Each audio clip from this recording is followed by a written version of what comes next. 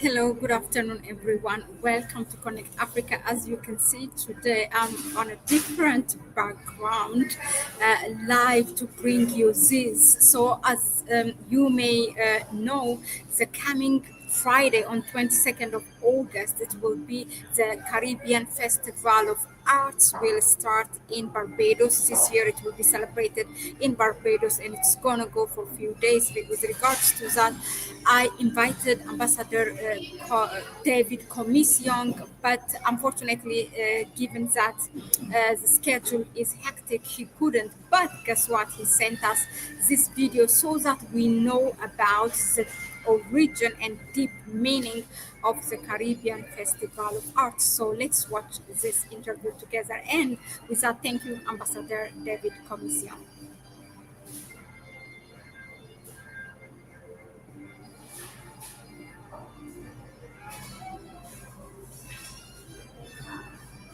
Much to talk about. Taking a look at Carifesta. You know, Friday coming is the opening ceremony. But today, we want to give you some idea of the origins of Carifesta, because some of you don't know. That's where we begin this morning, our conversations on CARICOM with Barbados Ambassador to CARICOM, His Excellency David Commission. Ambassador, good morning. Welcome. Morning, Pearson.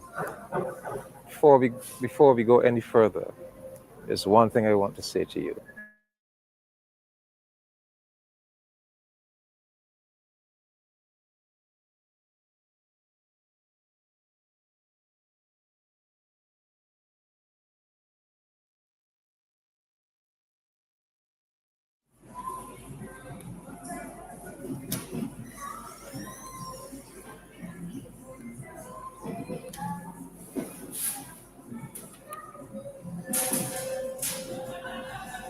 And is this one tree. David Commission. Ambassador, good morning. Welcome. Morning, Pearson. Before we go any further, there's one thing I want to say to you, and it's this. One tree, so many leaves, one tree. One river, so many creeks, all going to one sea. One head, so many thoughts, thoughts among which one good one must be. One God, so many ways of worshiping, but one Father. One Caribbean, so many hair types, so many skin colors, so many towns, one people. That is the 1972 poem of a Surinamese poet. Robin Raveles was his official name, but he was also known as Dobru. And that poem became the unofficial anthem of the very first Carifesta that was held in Georgetown, Guyana in 1972. That's a very poignant poem. Powerful. Powerful indeed. And who would have thought that would have spurred the genesis? Yeah. Well, the genesis, there's a two-part genesis. And we have to really give kudos to the late Forbes Burnham. Because when Guyana became independent in 1966, he had this brainwave to bring, as part of the celebration of independence, to bring the Caribbean writers and artists together in Guyana to have a convention. And out of that convention, you know, we in Barbados, when we became independent in 1966, we held a big cricket match. Yes. Barbados against the rest of the world. Well, his idea was to bring the artists and writers together. And out of that meeting in Guyana in 1966 came the idea of an annual Festival of the Arts, Caribbean Festival of the Arts. However, it was not implemented. And in 1970, when Guyana became a republic, he repeated the same exercise. He brought the writers and artists together once again in Guyana. And he said to them, look, this time, you know, let's come up with a concept for a Caribbean Festival of the Arts that will happen. It didn't happen in 66. Let us make it happen now. And so said, so done. And the artists who were there in 1970, who brainstormed this idea and came up with the concept of Carifesta. And it's incidentally, it's all captured in this book. This book is Georgetown Journal by Andrew Salke, the Jamaican writer. So he was one of the artists in Guyana in 1970, and he kept a journal, and he produced this book of what happened. But the artists, Kamal Braffett, I'll give you a little list.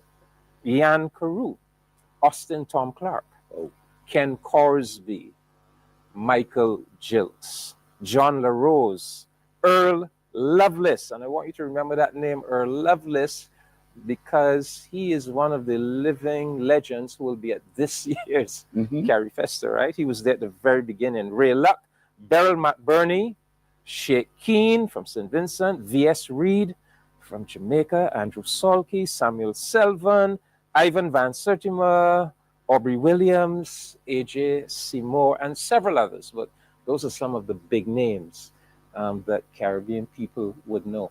So that's where it began.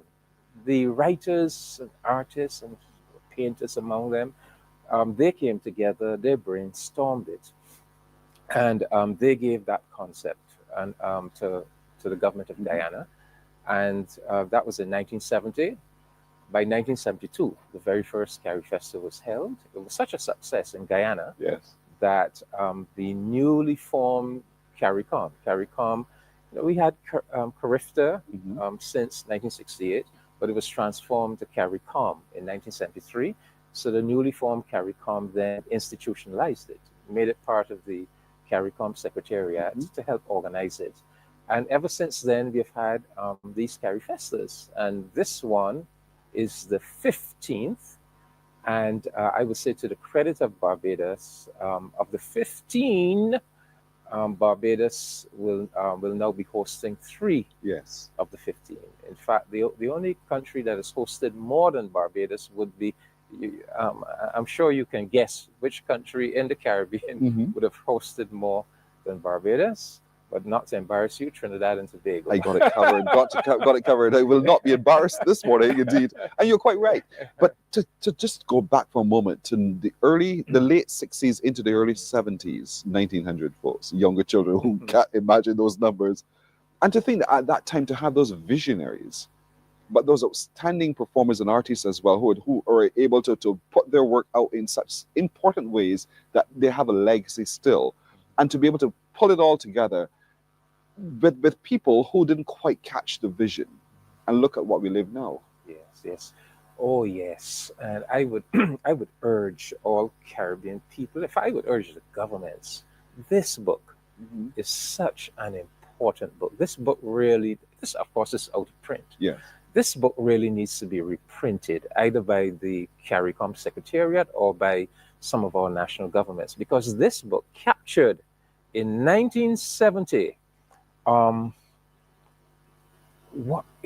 dreams, our aspirations for the future. We had just come out of colonialism. This book captures the deepest thoughts of our writers, our artists, our political activists, our politicians. And yes, you're quite right. And what they were saying back then is that, look, we are one people. They were saying that the whole is greater than the sum of the parts. And if we can come together, if we can bring all of our artists, our writers, if we can bring our people together in this one gathering where we celebrate what is uniquely Caribbean, and we interact with each other, and we, out of that kind of intermingling, that intermingling of creativity, that Caribbean identity, we foster that Caribbean identity, and the great Kamal Braffett, the great who played a big part in organizing the thought that produced Carifesta, but he also attended the first Carifesta, and he wrote these series of articles for the then Barbados Advocate. He shared this document with me, but he said, and let me quote him, Carifesta, I said in 1972, after the first Guyana event, was one of the most important events since emancipation. And from the cultural point of view, the most important event since emancipation. Since the only time artists from all over the Caribbean have been able to meet together in one place for a common purpose over a fair period of time, and not just meet themselves, but, and this really was the beauty, able to meet also in the same space and for the same purpose, a pan-Caribbean audience or public. So he was emphasizing it's not just the artists, but it's also all those thousands of Caribbean people who will be coming to Barbados to be part of that meeting. So Carifesta is this grand meeting of our artists, but also of our people. And this Carifesta, we are going to also have a meeting of many of our government leaders and officials. So it is that great periodic melting pot where we come together and we explore what it means to be Caribbean, and we foster that sense of a Caribbean personality, those values, that that artistry that will help us to navigate our way in a very, very challenging and difficult world. You use the word I like, explore, because at the time with the inception or the thought of Carifesta, nations were exploring independence, exploring what it meant to be on one's own, cut off from pretty much the navel string of mummy in England. And so to be able to navigate one's way through it all, and to not stumble upon, but deliberately anchor it in the creative arts. Not the politics alone, but in the creative arts, for the bringing together of people and with a purpose, bringing together thoughts and ideas, because it's those creatives who spurred different points of view.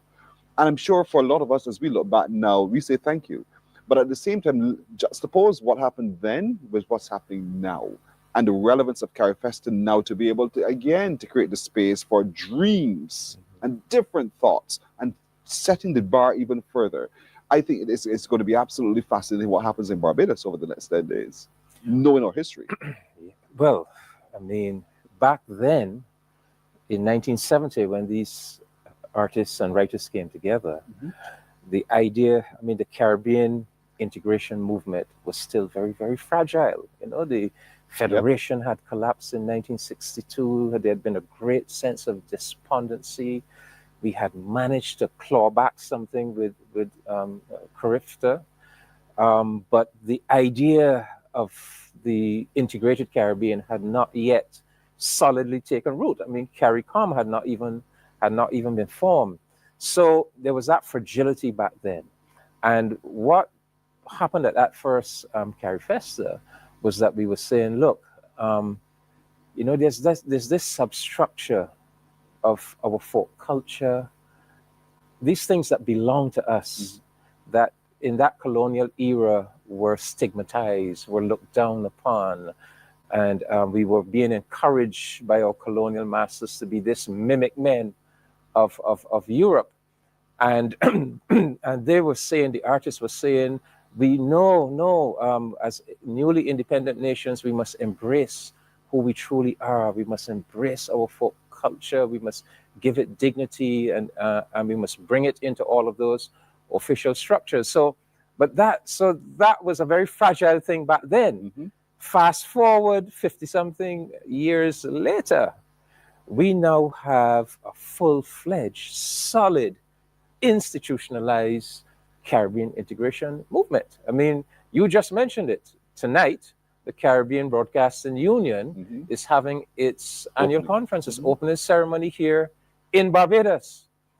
Today, this week, you know, as we look forward to the opening of Carifesta on Friday, meetings are going on all across Barbados, Dominica, Belize, St. Vincent and the Grenadines, as we prepare to roll out the full freedom of movement on the 1st of October. So Caribbean integration is happening. It has become institutionalized. We we have recognized our folk culture. We are no longer ashamed of it. In fact, we have embraced it. Our calypso, our reggae, our landship, our tuck band, you name it. But I think for me now, the challenge for us, yes, and we have come a long way since 1970. We have embraced our Caribbean art forms and our sense of a Caribbean identity. However, the question for me is, have we done justice to those art forms? Have we preserved the integrity? When we look at where our calypso is today, does it have the integrity?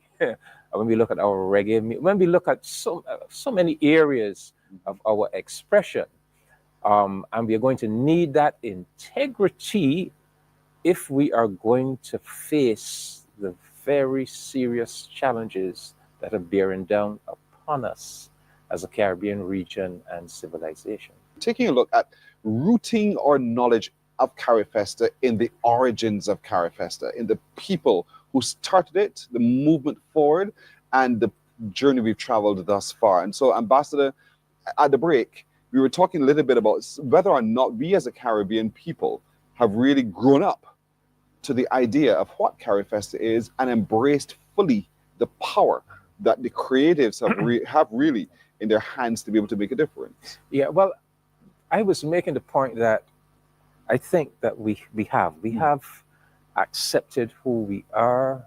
We have embraced our folk art forms, our folk culture. We have dignified them. We have brought them into the mainstream. They identify who we are. My concern is that along the way, many of those forms of expression have lost their original integrity and purpose. And we can see it, for example, in you can even see it in some of our musical forms that losing their way, too much of an emphasis simply on bacchanalia and so forth. And the point I was making is that in this period, when we are facing so many challenges, we are going to need our arts to be at their highest integrity, and our artists to be at their highest integrity, because what the arts and artists help us to do is to make values and principles and identity a deep part of our consciousness, such that we think and feel with them, right? Yes. And this was very clear back in 1970, because the people who most crafted Carifesta were the thinkers, the writers, the thinkers. And in fact, I think A.J. Seymour, back in 1970, the great Guyanese writer and editor, he spoke for them when he said, and I just quote him, he said, "The creative artists of the Caribbean have a very special cultural burden to bear and a very demanding role to play in the total social and political development in the area." In the area, he means the region. They are involved in an unwritten educational program and praxis for all the people. In short, the Caribbean cultural contributors must see themselves as a vanguard who will help to liberate the creative energies of the Caribbean people and help all our societies to create a new life out of the chaos of underdevelopment. Help our societies to create a new life out of the chaos of underdevelopment. And that is still the mission of our creative artists. And we need them, and the case I'm making is that we need them now more than ever. We need the arts now more than ever. You know, when I was asked to contribute to the big conversations, one of the topics I put forward and that was embraced for the symposium was the role of our arts and our artists in helping us to combat violent crime. Mhm. Helping us to combat, because the question of crime is on the lips of all Caribbean Everyone. people right across Mhm. the region. What role do the arts and the artists have to play? Because as I come back to the point, you know, we all need values and principles to guide us and to shape our behavior. But how do you instill values and principles in people? Do you simply preach at them? Do I simply say, you know, Yes. thou shalt not steal, I simply preach it at you?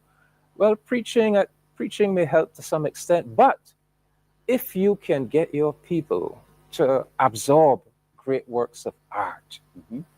great novels, um, profound poetry, great music, where it helps them to internalize these values so that it becomes part of their internal makeup, Yes. Yes. then they can express it. So the arts and artists have a very big role to play, not only in instilling values and principles, but in helping to clarify the way forward. What is the way forward?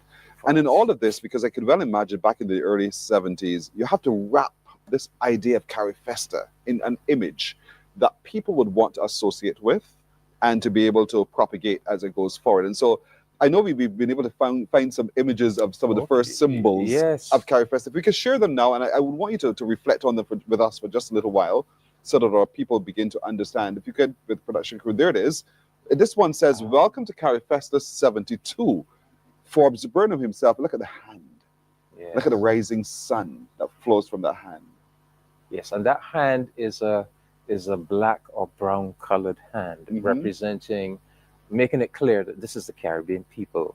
This is the power that we wield as a people, and we embracing that optimism of that rising sun. You know, Some of the faces of the others who would have shown up, no doubt, to stand, to Yes. sit really before the symbol of who we are as a people. Yeah, there's the Prime Minister, Forbes Burnham. Then there was also the new President of Guyana in that front row, and some of the other dignitaries. Mhm, mhm. Yes.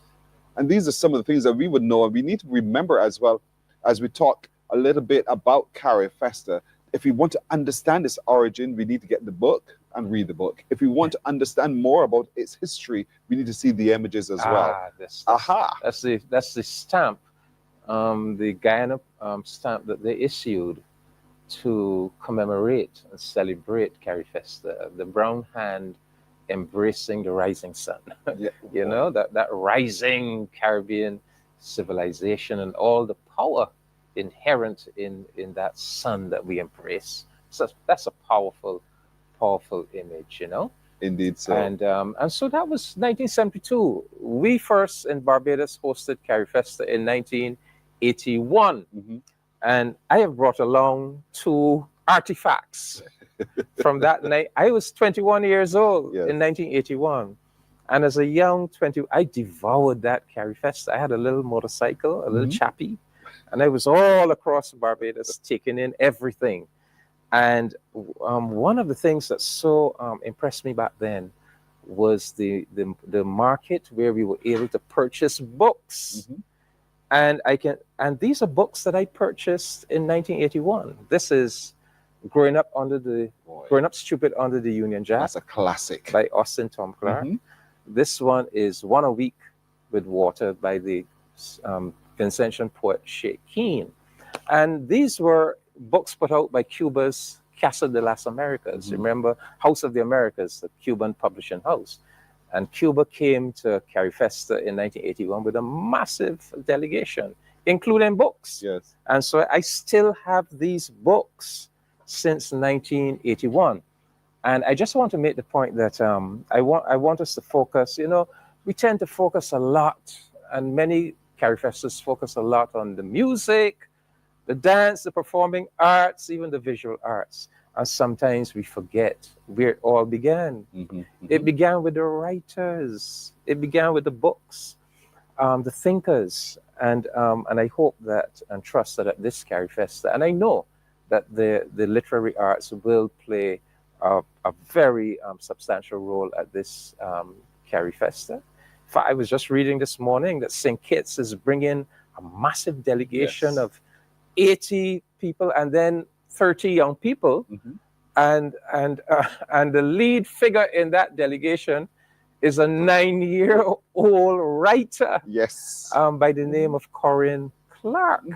And I was amazed to read her story, that she is seen as the star. This 9-year-old writer is seen as the star of the St. Kitts delegation. So just to make the point that I want to encourage people to come out and enjoy all of Carifesta, but pay some special attention to the literary arts, to the books. Come, do like me. Come and purchase a book at Carifesta 2025, so that 25 years from now, 2050, you too will be able to pull out your book and say, this is my historical artifact from Carifesta 2025. Indeed so. It's a great offering. It's a great menu from which you can draw Carifesta 15. And we're looking forward to exploring even more of what the menu holds for all of us. But today we took the time to root your consciousness about Carifesta in the history, the origins of Carifesta. S. Royal says, good morning, Barbados. Good to you. I'm so excited to be a part of Carifesta 15 and to represent my country. Which is your country? S. Royal. Is your country Barbados or somewhere else from around the region or the world? Just let us know, indeed, and we'll be happy to share that information with you. But to root your knowledge in the origins of it, on who started it, the people who are part of that beginning, and what did they use to start it in literature, the expressive, the arts, indeed. And so as we visit the Carifesta village and the marketplace and wherever we go, indeed, purchase and remember. Purchase, remember, share. Thank you, Ambassador, as well. My pleasure, Pierce. As always. Thanks. Morning.